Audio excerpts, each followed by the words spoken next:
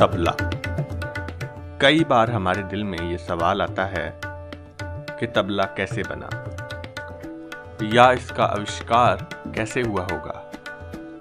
तो आइए आज इसी के बारे में विचार करते हैं। दोस्तों, एक मशहूर मत के अनुसार ये माना जाता है कि किसी मृदंग या पखावज वादक के मुकाबला हार जाने के बाद उसने मृदंग को जोर से जमीन पर दे मारा, जिससे मृदंग दो हिस्सों में टूट गई। जब उसका गुस्सा ठंडा हुआ तो उसने उन दो हिस्सों को सीधा रखकर बजाया। उन दो हिस्सों के बजने पर उसने बोला, तब भी बोला, मतलब टूट गया तब भी बोला, जो कि बाद में तब भी बोला से तबला बन गया। लेकिन सोचने वाली बात यह है कि जब हमारे तबले की एक भी रस्सी या दवाल ढीली पड़ जाए तो तबला बोलता नहीं, तो मृदंग या पखावज के टूट जाने पर वो कैसे बोला होगा। तबला नाम अरबी फारसी मूल के शब्द तबल से आया माना जाता है। कुछ विद्वान इसको भारतीय परंपरागत वाद्यों का ही विकसित रूप मानते हैं और कुछ विद्वान इसको पखावज से निर्मित मानते हैं। कुछ लोग इसकी उत्पत्ति का स्थान पश्चिमी एशिया भी बताते हैं।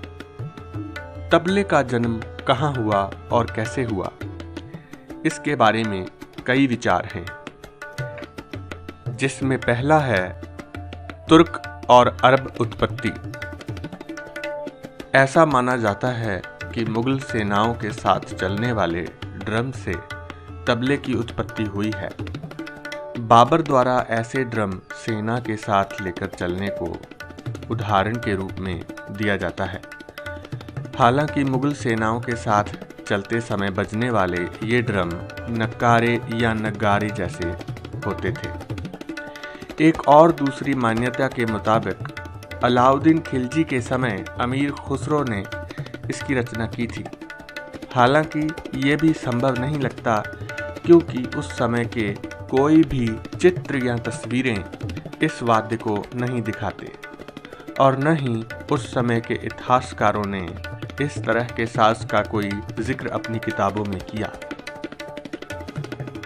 भारतीय उत्पत्ति के सिद्धांत को मानने वाले तबले का मूल भारत में मानते हैं और ये मानते हैं कि हाथ में लेकर बजाए जाने वाला ताल वाद्य पुष्कर से इसकी उत्पत्ति हुई है। ताल और ताल वाद्यों का वर्णन वैदिक साहित्य से ही मिलना शुरू हो जाता है। 2 या 3 अंगों वाला डोरियों के सहारे लटकाकर हाथों से बजाए जाने वाले वाद्य यंत्र पुष्कर या पुलुष्कर के 5वीं सदी में होने के प्रमाण मिलते हैं, जो मृदंग के साथ अन्य ताल वाद्यों में गिने जाते थे। हालांकि तब इन्हें तबला नहीं कहा जाता था। 5वीं सदी से पहले की अजंता गुफाओं के चित्र जमीन पर रखकर बजाए जाने वाले ड्रमों को दिखाते हैं। बैठकर ताल वाद्य बजाते हुए कलाकारों की मूर्तियां एलोरा गुफाओं में भी मिलती हैं, लेकिन ये कहना मुश्किल है कि ये ड्रम तबला ही है या कुछ और। खैर, हर तबला वादक का अपना अपना विचार है और हर उस्ताद अपने अपने तरीके से शिष्यों या विद्यार्थियों को समझाता है। तबले का आविष्कारक जो कोई भी रहा हो, लेकिन इसमें 18वीं सदी में बहुत ज़्यादा बदलाव आया और ये बदलाव लाए उस्ताद सिद्धार्थ खान। उस्ताद सिद्धार्थ खान ने ही दिल्ली घराने की नींव रखी, जो कि सबसे पुराना घराना है। उस्ताद सिद्धार्थ खान के बाद उस्ताद बुगरा खां, उनके बाद उस्ताद शिताब खां और फिर उनके नाती उस्ताद बड़े काले खां, उनके पुत्र उस्ताद बलीबख्श खां, जिनके शिष्य थे उस्ताद मुनीर खां, जो कि उस्ताद अहमद जान थिरकवा के उस्ताद हुए। फिर इन शागिर्दों और वंश से ही और घराने बनते गए, जिसकी चर्चा हम किसी और वीडियो में करेंगे।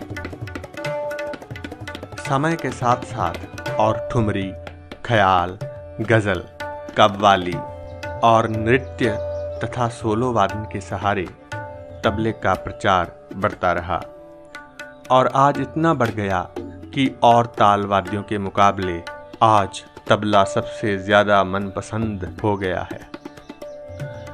तो ये थी दोस्तों तबले के इतिहास के बारे में जानकारी। कमेंट्स सेक्शन में बताएं कि ये जानकारी आपको कैसी लगी और आपको और किन टॉपिक्स पर जानकारी चाहिए। इसी तरह की और जानकारी पाते रहने के लिए सब्सक्राइब करें मेरा चैनल गुरजाइब म्यूज़िक और बेल आइकॉन दबाएं ताकि आपको अगली वीडियो की नोटिफिकेशन मिल सके। वीडियो देखने के लिए धन्यवाद।